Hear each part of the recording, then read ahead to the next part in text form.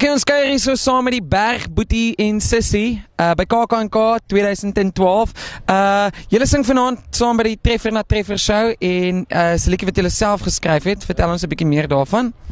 Eerstens, ons is baie op ons nerves, maar andersins gaan dit baie goed.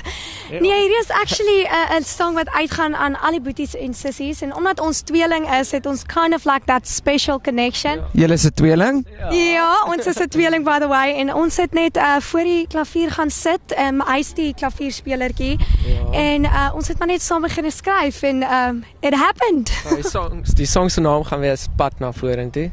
Pad na vorentoe. Ons het net nou ons 'n stukkie daarvan geluister terwyl hulle gesoundcheck het en ek moet sê dit het ongelooflik geklink. Waar is julle nog die hele fees?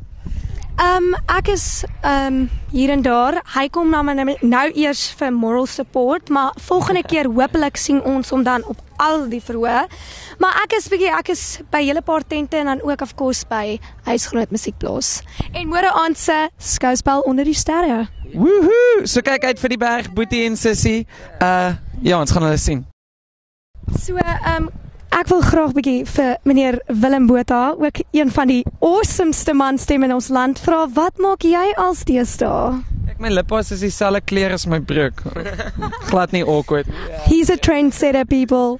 So, ek doen môre aand en ek ook die Huisgenoot skouspel Onder die Sterre saam met jou. Sien baie uit daarna. Ja, ons is een van die eerstes wat op die verhoog is.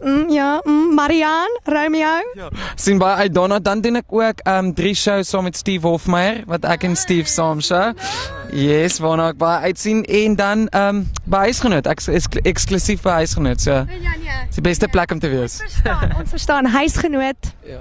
Woo! So dankie julle dat julle saam Baie dankie dat julle ons julle. ondersteun. Baie dankie. Sien julle later. Bye.